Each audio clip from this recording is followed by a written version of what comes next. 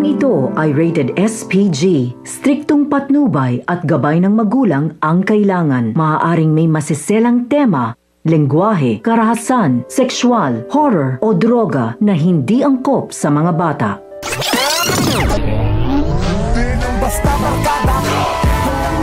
Matapos ngang mapuruhan ni Olga si Tanggol ay laking gulat ni Ramon nang bumulaga sa kanya si Tanggol. Kaya naman agad niyang pinag-utos sa kanyang mga tauhan na dalhin ito sa mansyon upang gamutin.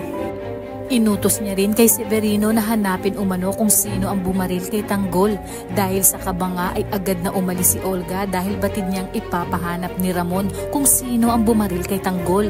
Lalo pat nakita na ni Ramon na kamukhang kamukha niya ito.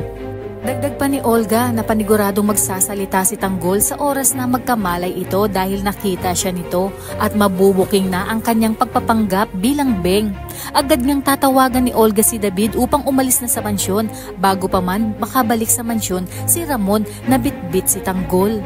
Hindi pa man alam ni Ramon kung ano ang tunay na pangalan ni Tanggol ay malakas na ang kanyang kutob na ito nga ang kanyang tunay na anak dahil sa lukso ng dugo at kamukhang kamukha niya ito ng kabataan niya. Ngunit di pa man nga sila nakakaalis ay biglang dumating si Mokang at hinarang ang sinasakyan ni Ramon. Ayon kay Mokang, handa na siyang sumama kay Ramon basta't pakawalan lang umano nito si Tanggol. Na siyang ipinagtaka ni Ramon, agad niyang tinanong kay Mokang kung ano ang tunay na pangalan ni Tanggol. Kaya't dito napagtanto niya na tinatarantado lang siya ni na Olga at David.